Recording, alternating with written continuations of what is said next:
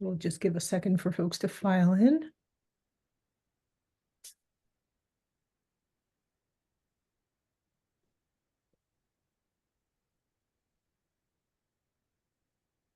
I'd like to welcome everyone to our first statewide OCM conference, Enabling State Change 2024.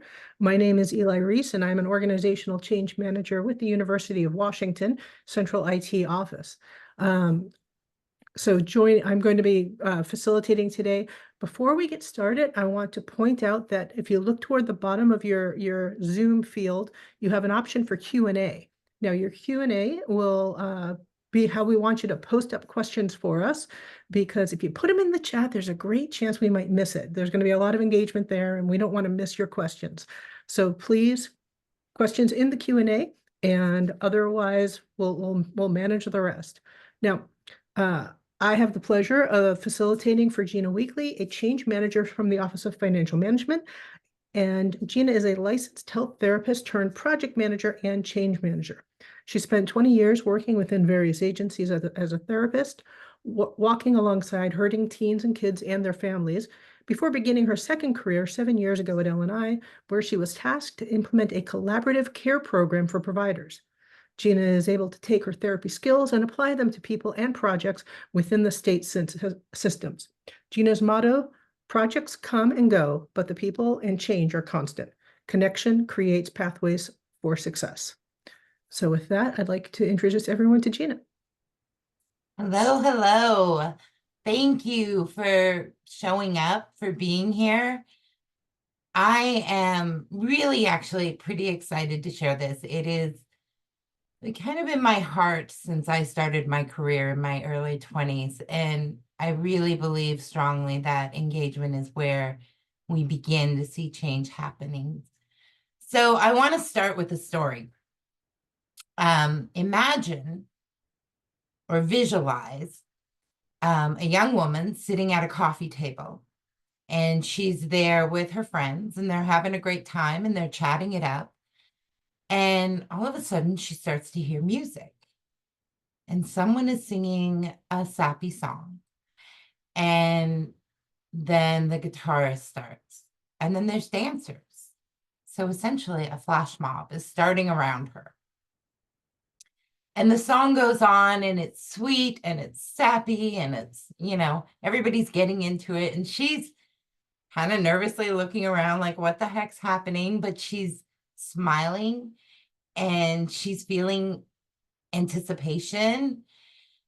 And then, of course, as you can imagine, the song slows down, and out walks her partner.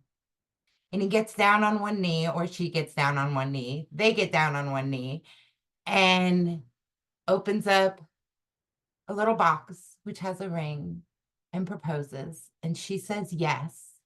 And everybody's cheering, and everybody's happy, and she's happy, and it's all wonderful. And an engagement has occurred. What happens after that engagement is probably the biggest change of their lives. But it starts with that engagement. It starts with that commitment. So let me give you another scenario. Scenario number 2. This one is actually recent. I just saw this on YouTube. Pink was performing. If you don't know who Pink is, she's a famous pop recording artist. She was performing at a stadium and was on stage with her guitarist, and they were singing a song, and I can't remember. It's one of their popular songs. I can't remember what it is at the moment, but they were singing, or she was singing, he was playing. And she looks over into the crowd, and there's this little girl crying. So Pink being Pink, she stops the music, and she says, "Why are you crying?" And the little girl won't stop crying. And of course, the audience is, vast. And so they're all shouting at Pink, saying what was happening, and which she couldn't really decipher because there was too many voices. So she reaches down, and somebody had thrown a stuffed animal and a Rice Krispie treat on the stage, a packaged one. And she reaches down and she grabs them, and she says, hands them to the little girl, and she says, "Will this help? Will you like this stuffed animal and this Rice Krispie treats? Because they make everything better." And the little girl stopped crying. She smiled. She took the treat and the stuffed animal. And then Pink went back to doing her music. Pink took a moment to stop and engage and create something very real that that little girl will never forget. So engagement comes in a lot of different ways. It doesn't always have to be the big splashy, flash mob. And it doesn't have to be from someone famous up on a stage. It comes in a lot of different ways. And so what I'm hoping today is to talk through how you can become extremely skilled in engagement. So one of my favorite quotes is, if my slides will change. Oh, but they changed too much. I overclicked. One of my favorite quotes is from Brene Brown. We're hardwired to connect with others. It's what gives us purpose and meaning to our lives, and without it, there is suffering. So think about that for a little bit. We have 8 billion people on this planet, and it's growing. There's a lot of opportunities to connect, and engagement is about connecting. So for the next hour or so, I wrote up this agenda, but there's really 3 objectives I want you to think about and to take away from here, even though there's 4 bullet points. Engagement is really about that connection. So prior to doing any change management activities, you have to engage. In order to get the outcomes that you want, you have to engage. So you need to know what that looks like. What does it mean for me as a person, as a change manager, or in my past life as a therapist, or maybe as a friend, whatever it is, what does it mean to look like? What does it look like for me to engage? The other point is psychological safety. So it's become kind of a buzzword in workplace environments. We need to have psychological safety, right? Psychological safety is about trust. And you can't get trust if you don't engage. So it's about creating some type of trust. So we'll talk a little bit about that as well. And then the last one is about small talk. And I'm going to bring you some of the research around small talk, but I think you'll be pretty surprised that it's not as meaningless as most of us thought it would be. Okay, so let's see if anybody can figure out my little pun here. Engagement equals optimal change mindset, OCM. So an optimal change mindset is something that OCM, organizational change managers, really want to achieve. You want to make sure that the person who is about to enter into a change or who is going through a change has that optimal change mindset. They're ready. It is personal. It is not always within a business model. It is not about a casualness to it. It is deeply personal when you engage with somebody. So change management is kind of a funny field. In Washington State, we've adopted the ProSci model, and it's a great model to adopt. But it all stemmed from Kurt Lewin's work back in the 1940s. It was actually officially published in 1951. But back in the 1940s, Kurt Lewin began to look at businesses, and he saw that the people side of it was not really being addressed. So he developed this change management model of unfreeze, change, and refreeze. So unfreeze is really about taking those moments and melting them all down, taking those change behaviors or those behaviors that need to change and melting them down. And then you can step into change, and then you refreeze into the future state. So for us who use the ProSci model, it's about building awareness to get to desire. That's where the unfreeze is. We have to build awareness in order to get that buy-in, in order for them to follow the what's in it for me, the WIFM, right? So we're building awareness to get to desire. So that's in the unfreeze. And ProSci really built their whole ADKAR model off this 3-step change. So ultimately, all change management seeks to produce the OCM, right? If you've ever had children, you know that they don't change just because you tell them to change. You have to enter into their world emotionally, intellectually, sometimes physically. You have to engage them, right? So when ProSci, fast forward from 1951 to the 1980s, little publishing and research company, Jeff Hyatt was an engineer, and he saw this need, and he saw this Kurt Lewin's model. And there were other models, by the way, at the same time that were built off of Kurt Lewin's model. Cotter's 8-step model is one of them. So he saw them and he said, okay, let's move this forward.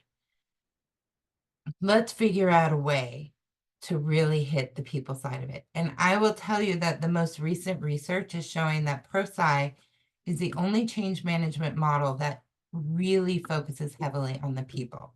So then it's only natural that we should be using engagement when we're implementing these models. So what does it mean? Is it really about making a person change? Think back to your children. Are you really trying to make them change, or are you trying to make them grow? Are you trying to enter a state of transformation? I would love if we were all called organizational transformational managers, because that's essentially what we're doing. We're trying to create moments of transformation. So keeping in mind that the goal of engagement is to see that outcome of the optimal transformation / change management. It's a mouthful, and so I might stumble over it a few times. But it holds the beliefs and attitudes behind the behaviors. That's what transformation does. Change holds the behavior. Transformation holds the driving forces behind that behavior. So what do we need in order to accomplish this? Curiosity, an open mind, capacity to learn, setting aside the ego, that's usually a hard one, patience, that's even harder, and the capacity for failure. These are elements that can really start to enable transformation. So here's where I'm asking for your feedback. I want to know from you, and using the chat feature, what else would you add? What characteristics would you add to this that enables transformation? And I'm going to attempt to open up the chat to see what it is y'all are doing. Empathy. Oh my gosh, how did I miss empathy? Smart collaboration. Yep. Transparency, humility. Feeling safe, being heard, being seen, giving grace, grace, grace, grace. We all need a lot of grace. Trust, willingness. I should have had you all make my slides for me. A growth mindset. Yes. Being vulnerable. Oh, somebody's been visiting Brene Brown. She's the queen of vulnerability, right? You're all right on. Those are awesome. Okay, so we all get that there are pieces of us that we bring that enable transformation, right? So let's go into the engagement 101. So what is, oh, I'm sorry, I have to stop. That is a great one. Help people be the best and most excited. Yeah. Infuse that energy. Sorry, got distracted by your chat. That was great. So engagement 101, what is it? So this is another storytelling. It's a little bit of my style. I tend to do storytelling. I had a client back in my change management therapy days. His name was Kevin. I kind of made up that name, but we'll use the name Kevin. And he was referred to me through crisis services. So at the time, I was a crisis therapist with Catholic Community Services. And my job was to respond to crises 24/7. So sometimes that meant in the middle of the night at the ER, sometimes it meant at a client's house. I was available. And Kevin was referred after having some difficulties in home life and school life. He was a 16-year-old boy. And the goal was to meet him where he was at and start doing work with him and his family. So there was family therapy involved with this. Well, Kevin knew that I was on call 24/7. And he knew that if he called me, I would respond. And he also knew that I lived in North Tacoma and he lived in Olympia. So Kevin decided that the best times to call me were 2 a.m. And I would have to get up, get dressed, get in my car, drive to Olympia, meet Kevin where he was at. Usually sitting outside of his home with a bonfire. This happened quite frequently. And there were many times where I wanted to just say, no, go talk to your mom, or let me sleep. Can we meet in the morning? But Kevin was up and Kevin needed engagement. He needed it. So I got in my car and I would drive out. And the first few times, it was really more him asking me questions. It would seem like the best therapeutic time, middle of the night, kids ready to talk. We got a bonfire going. No one else is there. It's quiet. I can ask probing questions. But that was not where we started. We started with him asking a lot of questions about, how was your drive? What did you have for dinner? Did I interrupt your sleep? Sometimes it would be deeply personal questions and I would avoid those and he would go right back to the surface questions. Probably 3 times of doing this, it was on the 4th visit that he started to open up a bit more and I was able to ask him questions. But I had to get those 3 times in first. I had to let him feel like he had control. And he really did. It wasn't even letting him feel like it. He did have control. And I had to put my ego aside and be okay with that. So Kevin had control and he asked me the question so that by the 4th visit, I could take a little bit back. And the relationship could start to form and I could ask questions. And he could share why he was really calling me out there at 2 a.m.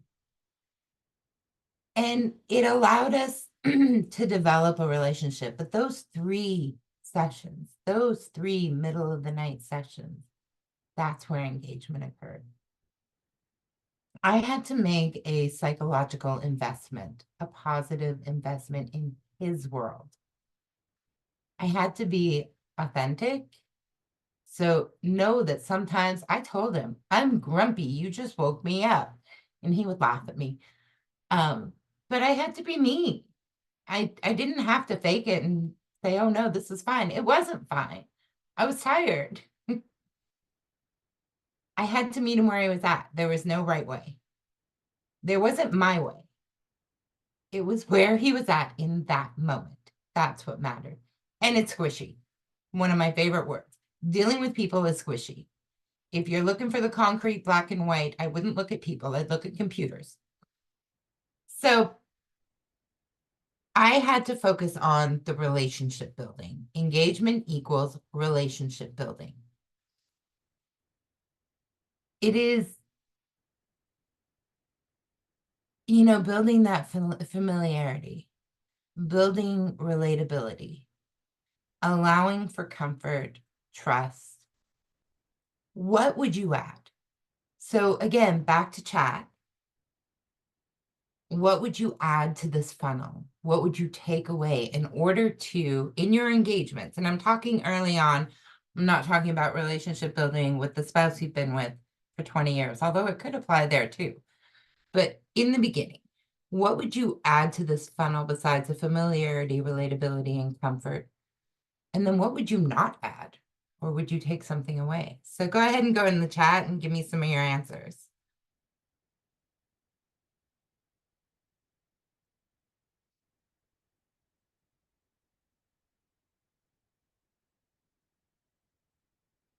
Shared experience. Yeah.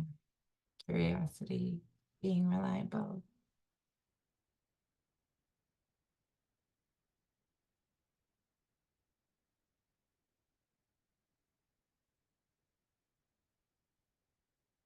Understanding circumstances, need, yeah, time. Oh my gosh, is that not the truth? And truth is right after time. Yeah, time and truth. So true. Sometimes those are the hardest to give. Agreeing to disagree, active listening. Oh, I'm glad you said that. We are going to talk about active listening too.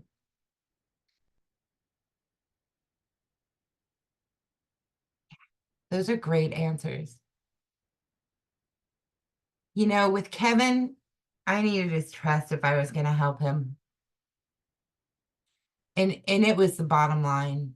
You know, whatever I could do to get his trust. If Kevin was going to really engage with his family and his family was going to heal and he was going to heal, I needed trust and I had to meet him where he was at.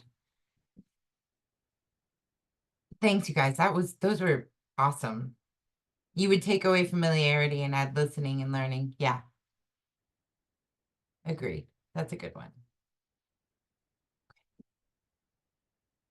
Hopefully we go to next one. There we go.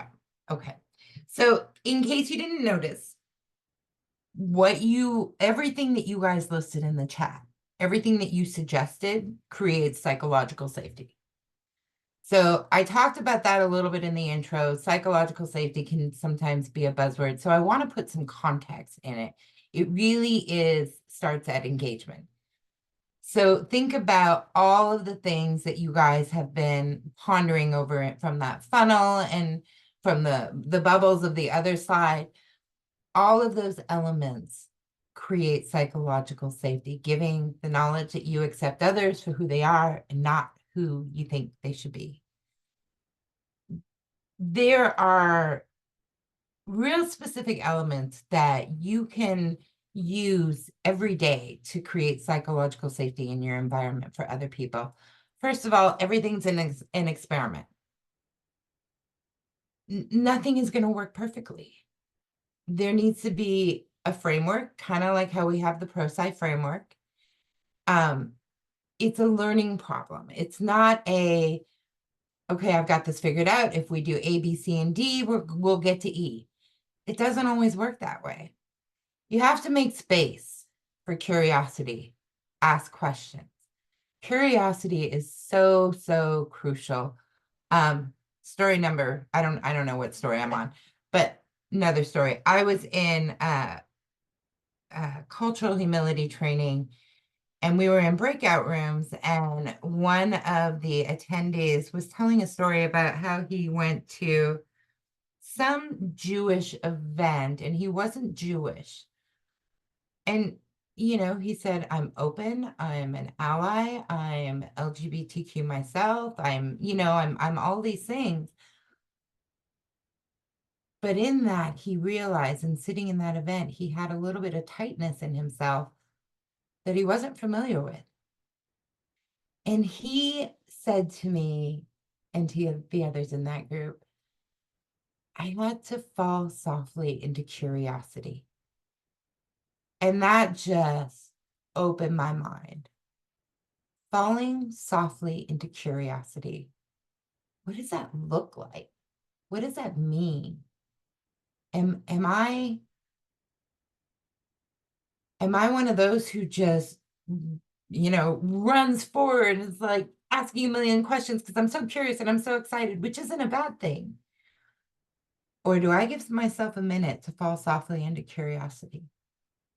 So it was so profound and I will never forget him for that. The other thing is admit your mistakes. We're not perfect. None of us are. I'm sure I'm going to make about 6,000 mistakes in this presentation, and you are all gracious and wonderful, so you'll be okay with that, hopefully. Either way, the result of trust is psychological safety. And flip side, the result of psychological safety is trust. It means that you've allowed another person into your space to be themselves. So think about this in the context of someone who is about to enter a stage of change, hopefully transformation, but we'll say change. This is done through the way that you communicate with them, right? So communication is this big word. We have lots of communication trainings out there. We all know that we need to communicate effectively. It's just this huge umbrella. So let's talk a little bit about what that means in engagement. It means your words, your body posture, your eye contact, your falling softly into curiosity and respect for other cultures and norms. It's how you present. Communication is how you present at any given moment, and that's what creates psychological safety. So, you know those people who, and I'm going to admit I'm one of those people. It's people who have a story for everything. They have an anecdote for everything. So you could come into work and or sign into work, and you could be talking about your weekend. And then there's that one person who can talk over you and tell you how they relate to it so much because they did this. And you're like, wait, I was just telling you about my weekend. I didn't ask about your weekend. And it becomes this like, oh, did they even hear me talk about my weekend? Or am I just supposed to listen to them talk about their weekend? They're not mean-spirited people. They're beautiful people, but they're talkative people. And you often wonder, are they even listening to me? I hear them and I enjoy their stories and they're nice. Like I said, I know that I'm one of those people. But sometimes it's overwhelming. Sometimes the more you say can actually create a false sense of psychological safety. And it's one of the things I had to learn early on in my career as a therapist. Less is more. Less is more, Gina. You don't have to share everything. You don't have to talk about everything. And that was my style that I had to evolve. So in situations like this, storytelling is appropriate. Constant storytelling is overwhelming. And not everyone feels like they're really a part of your world or you're a part of their world. It just doesn't always feel completely real. So sometimes less words is more. Kevin was quick to point this out to me at times as well. He was quick to point out all of my mistakes at times. He was really good at that. And it was humbling. It was humbling for me to stop and say, am I making this about me? Do I need to be seen and heard? Or am I making it about them? Okay. Further on into communication. So I'm going to do a quick recap before we get deeper into this. You're seeking an optimal change mindset in order to bring about a transformation as a change manager. You know that you need to engage a group or a person, as I did with Kevin, and you start with communication. So know your style. There are lots of pop psychology quizzes out there that will give you an answer on what your communication style is. I have some of my favorites.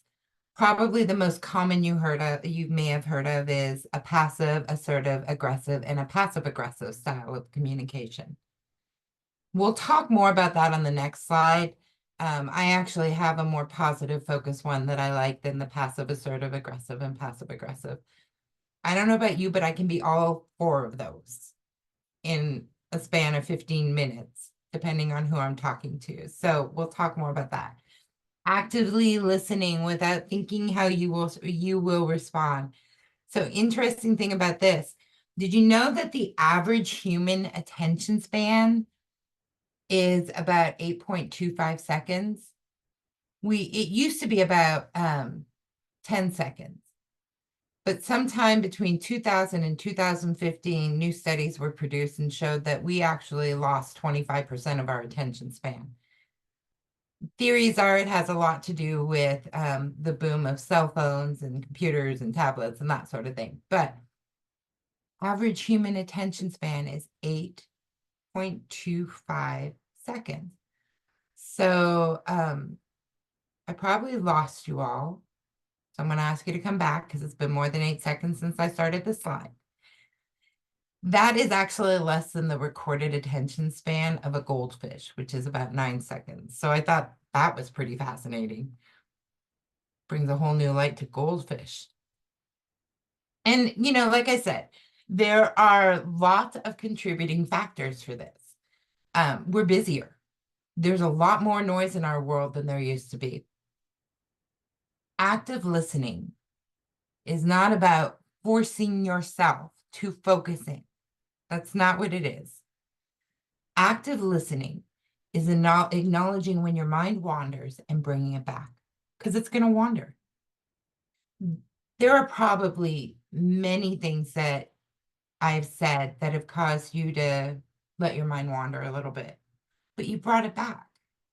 So being aware of that is probably one of the greatest skills you can ever have. It's a mindfulness skill, actually. Being aware that your mind is going to wander a little bit and have the ability to bring it back to the present. And you can do that quickly. Sometimes it takes a little bit and you need to say, I need a break. My brain is somewhere else. But it's bringing it back into the focus to the person you're in communication with. This happens to me. I have the chat. I'll just let you all know I have the chat off to the side. So I'm having active listening issues, wanting to read the chat while also presenting to you at the same time. So I'm having to do it at this moment. I'm having to bring it back. Notice the wander, come back. Discernment, we're going to talk about that a little bit more too. I've heard it used a lot. And I think there's some confusion around the word. So we'll talk about that in the next couple slides too. Ask questions, seek to understand. Y'all should know this. Open-ended questions work best. But here's my caveat. Open-ended questions can be scary, particularly for those who may not always be comfortable with the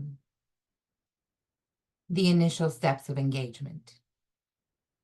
So, you know, think about your more introverted personalities.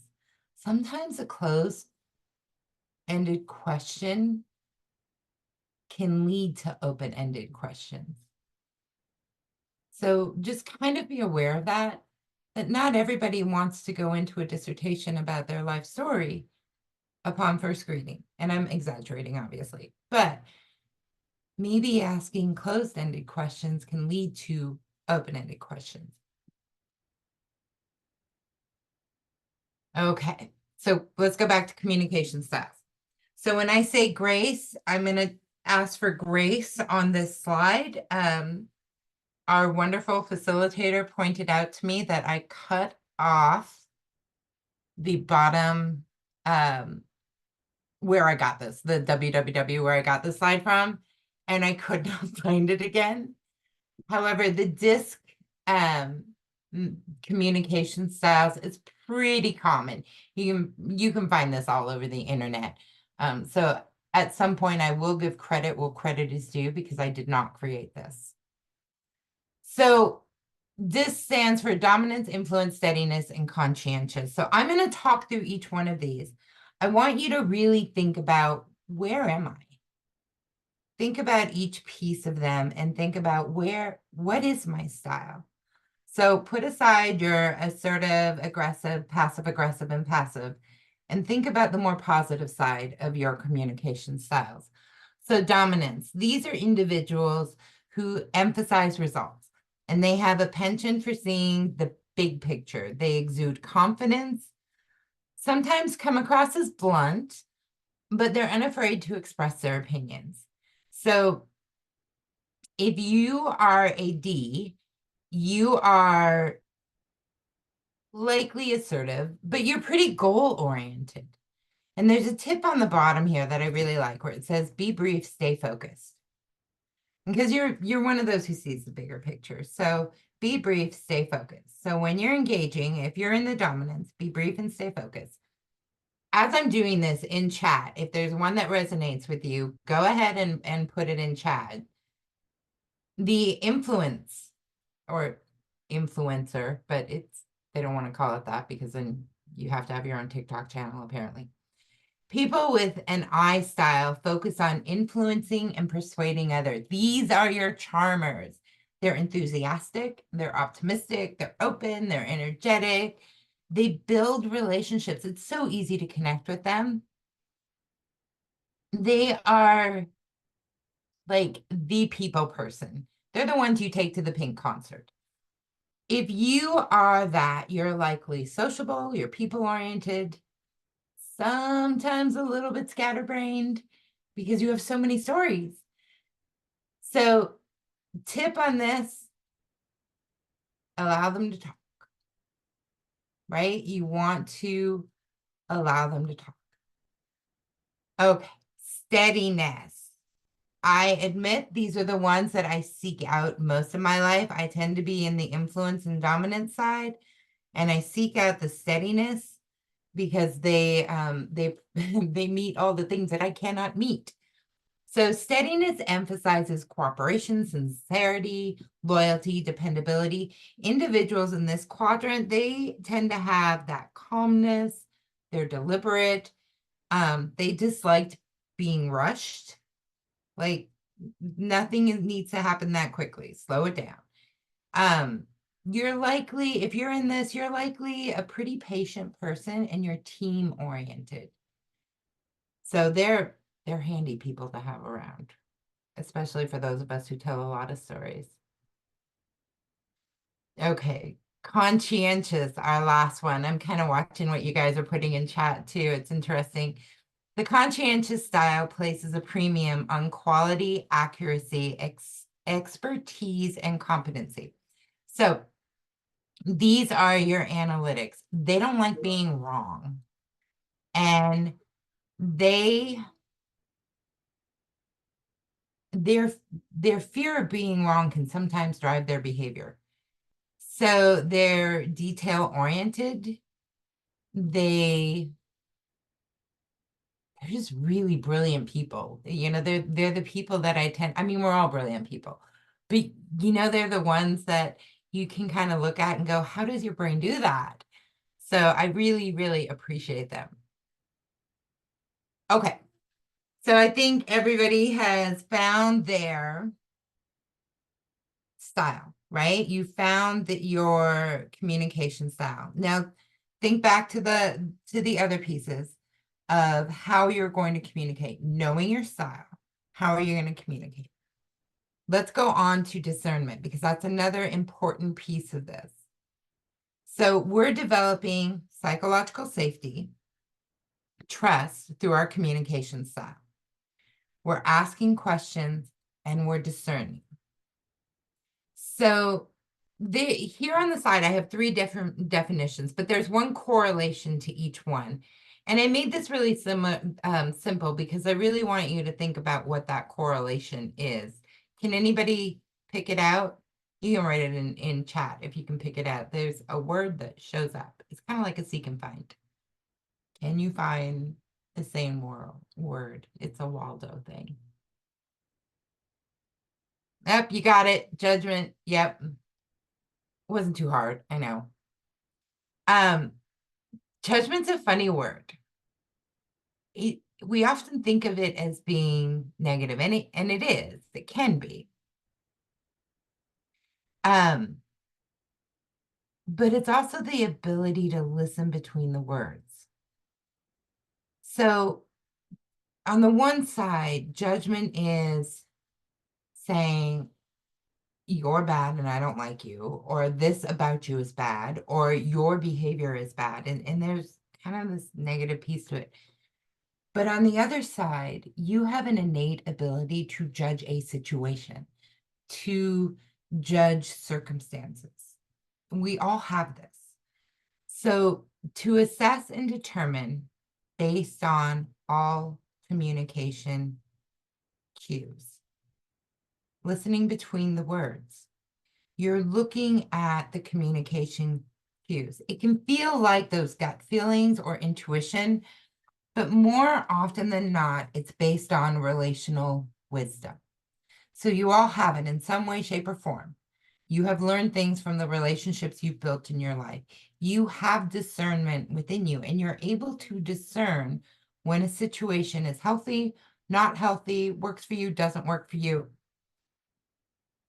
So think about walking down an alley, some guy bumps into you. Are you going to engage him? Chances are not, because you're down a dark alley. You have watched enough bad TV to know that this could end badly for you. You're using discernment, right? You're discerning this situation is not healthy. You're making a judgment. Totally okay to make that judgment. It's healthy.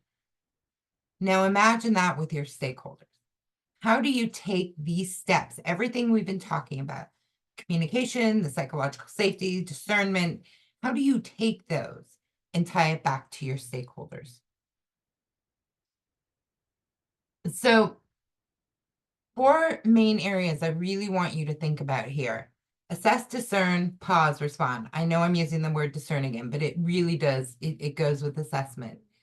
So you have some knowledge on the characteristics that will help you to engage. I already said them: ability to build trust through active and honest listening, admitting your fallibility, you're human, so is everyone else, hopefully, staying curious, knowing your communication style, and using discernment. So starting with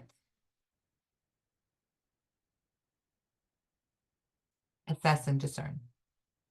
What does this mean? To assess and discern, it goes hand in hand. Sometimes assessing is automatic, those intuitive moments where you're,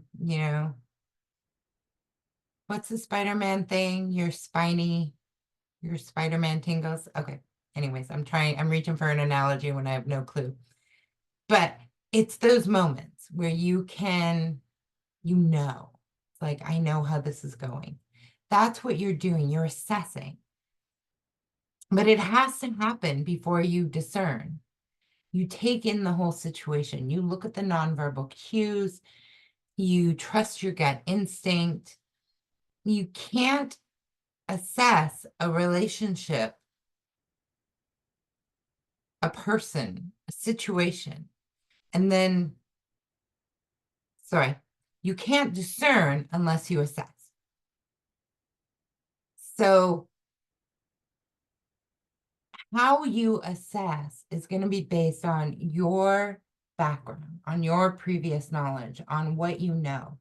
So one of the funny things that happened when I started to work at L&I, coming from being a licensed mental health therapist, was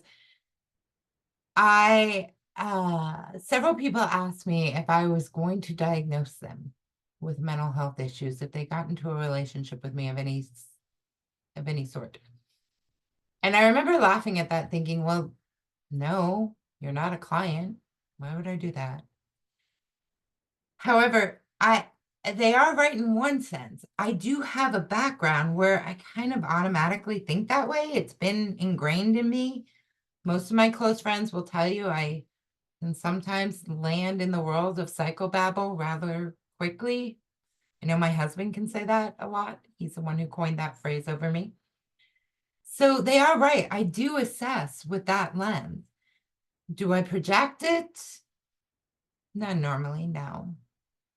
Not unless I'm getting paid and I'm working in that field.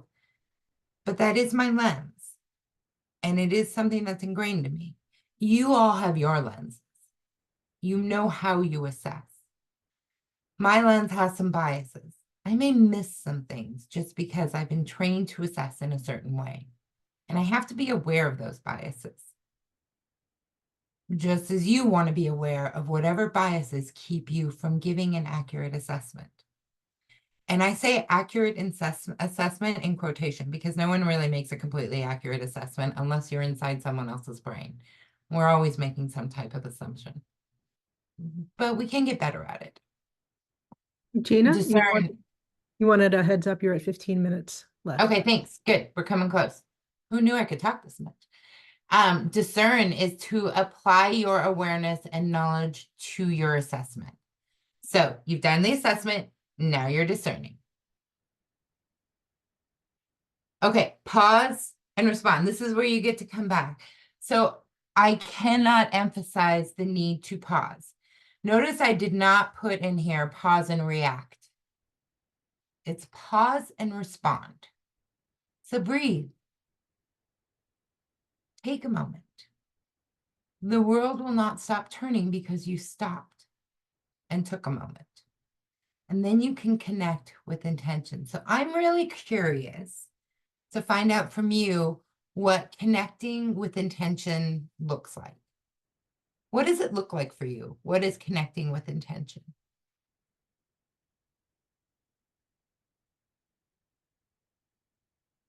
I love box breathing. Box breathing is great. Not multitasking. Oh, Eli, thank you for saying that. Leaning in, listening to understand, not respond or react. Eye contact, acceptance, active listening.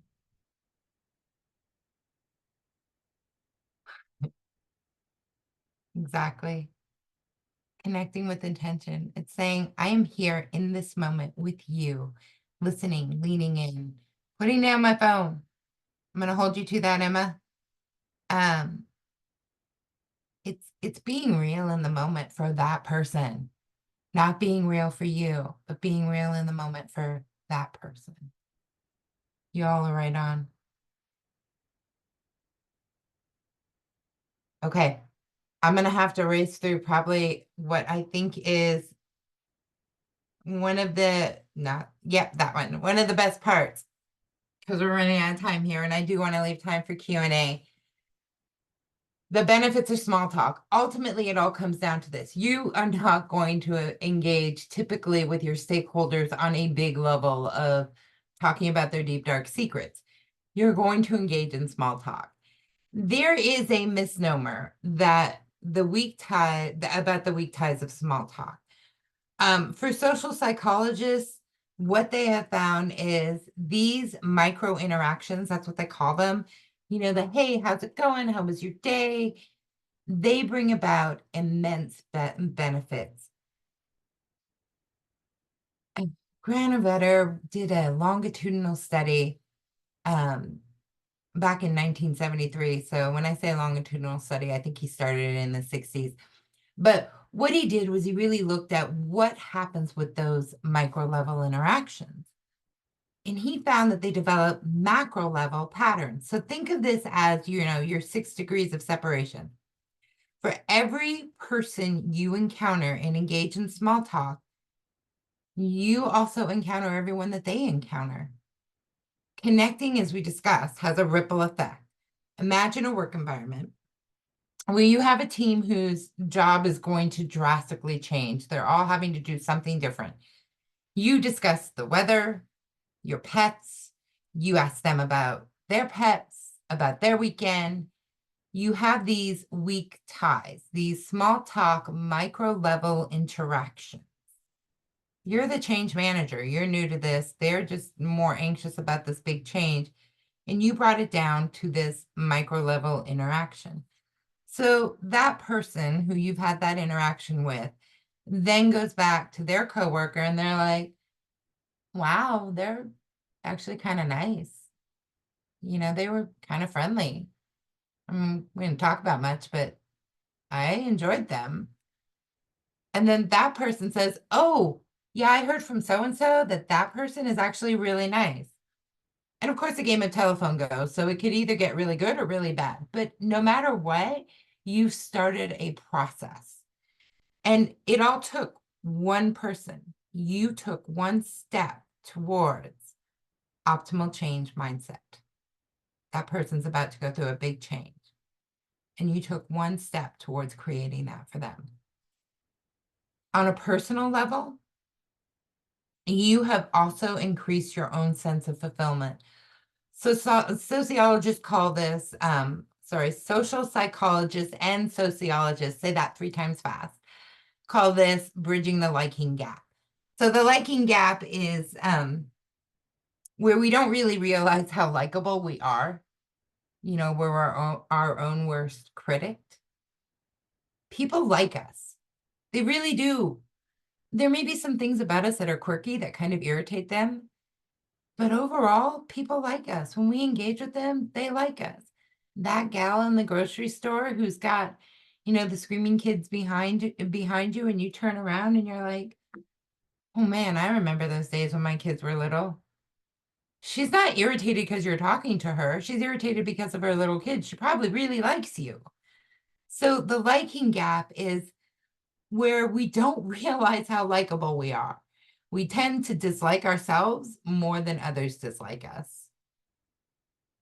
The last thing, and I didn't post it on here because I don't believe it's been completely published yet, but when it is, if anybody wants it, I can get it for you. It's a recent study out of the University of Wisconsin and University of Chicago business schools, where they identified that connecting and participating in micro level interactions gives you opportunities to learn more than if you are not connecting. So relate this to the employees facing a change. You've connected. They like you. You've gotten over that liking gap hurdle. Chances are your time engaging has allowed for you to learn about their experiences, concerns, and fears. You've got avenues to begin building that optimal change mindset, to enact those change management principles and tools. You've opened that door, which is just awesome. So I love this fear of change. I love a good pun. It's just nickels and dimes. Know that everyone you come in contact with who is going through a change is going to feel fear, uncertainty, what ifs. Even those people who say they like change, they've done the what ifs in their brain. I guarantee it. So take that small step. Take that step and connect. It doesn't have to be to talk about the change. It can be to talk about the weather. But it is so powerful when you do that. The door is now open. If you enact all of these, you can go ahead and start on your change management tasks. That's all I got for today. I'm willing to take some questions. How am I doing on time? You're doing great, Gina. We've got 7 minutes left. Okay. And I'm going to stall a little bit so that people can have some time to put their questions into the Q&A. One thing I was thinking about is you were talking about relationships and with stakeholders and those little, you know, the what did you call the micro level interactions. Recently I was on a change project, and there was a communications person that I've worked with in the past at a very micro kind of, you know, that surface level relationship. But I've made a point with her, because I can kind of body language get a sense of some stress from her, not necessarily directed at me, but, you know, in the atmosphere, and just putting everything down and doing the direct eye contact and how are you? And it's really interesting because over time, her answers have become more thorough and more vulnerable and open. And now we're at this, you know, work relationship where our levels of trust, like she just knows that I'm someone who cares about her as a person. And so, you know, that trust is extended into other places within the projects. And I get pulled into more projects because of it, which I'm not sure is a good thing. So let me get back to you on that. Yeah, that's it. That's Yeah. the key to it, right? Mhm. And it's so hard in this virtual world because where I want to, like, where I think I'm looking in your eyes, I actually need to look at my camera. So one of the things I did, and y'all can't see this, is I put googly eyes on top of my camera. You know, those sticky ones, Yeah. so that I would remember I need to look at their eyes. So that was a great point. Nice. Well, and with our stakeholders, it starts off as micro level interactions, but for most of us, we work in agencies where our stakeholders are repeat customers. Yep. And, building those relationships, starting at that micro level over time makes us more efficient as change managers because we're not having to prove ourselves, throwing Over elbows and over every again. single time. Yep. You walk in the door and they're like, "Oh, Eli's here. It's okay. I understand." So, Yeah, so they know it's what to expect. right. And in that way, we're kind of changing the culture of our organizations. Yeah. Uh, so, Agree. Those are great points. yeah, You should have done this with me, Eli. Jeez. well, that's why I'm here, so we can talk about it afterwards. So, Yeah, yeah. absolutely. Um, let's see, we've got great people love your googly eyes, by the way. I'm looking at the chat right now. Everybody's going out. There's going to be a run on Amazon on googly eyes. Um, And LJ Bothell, just a comment, not a question. Your ability to pause, emphasize, and vary your speech really helps, as does you always sharing items that inform us about the what's in it for me, for us. So thanks, LJ. Thanks. All right. Love Okay. those. And like I said, if you have any questions, drop them into the Q&A. Anything at all that you've got for Gina, we'd love to hear from you. We were just looking through the chat, so much positive. Human connections are invaluable, especially now when many of us are working remotely. Mhm. It taking that, extra few minutes at the beginning of a meeting to check in is now the modern day water cooler or passing in the hallway. Yeah. Also, some wonderful folks have found the link to that graphic, the website. So Oh, thank you. I have so to give credit where credit's due, so I appreciate that. I will grab that. people are doing the work behind the scenes for you. And I don't see any other questions coming in the chat. Great perspective on the importance of human connection, uh, and things about moving the camera to the monitor where the meeting process. So lots of tips and tricks for better connection in a virtual world. Will the recording be available? Yes. So we're expecting the recordings to be available on the website. If you look in the answered Q&A, the link is there because someone asked it earlier. And we're expecting it to be up by May the 10th. So possibly sooner. You could always check early, but that's our goal to have May the 10th. All right, I don't see any other questions. We're at 3:57. Do you have any parting words for us, Gina? I'm just scrolling through the chat and I'm humbled. I'm like, I can't even tell you guys, it almost brings tears to my eyes how humbled I am. Your level of engagement with me, like I'm supposed to be here doing an engagement thing for you and you're all giving it right back to me. And that is just so amazing in my eyes. I was so nervous to do this and watching your chat just made me feel so comfortable and like, oh, I can really share what I know. This is exciting. So thank you for being amazing and making me have that gift. You guys really gave me a gift. So I enjoy that. So Thank you. on that, I'm going to plug the change management community of practice because I came into it from the University of Washington. Most of the events are either virtual or down in Olympia. And if you want community, and this is, we're our community, all the people giving you this support is our community, and the community of practice is a great place to get this vibe on a far more regular basis. So hopefully we'll be seeing many of you at our future events. All right, thank you, Thanks, everyone. everyone. Have a lovely afternoon.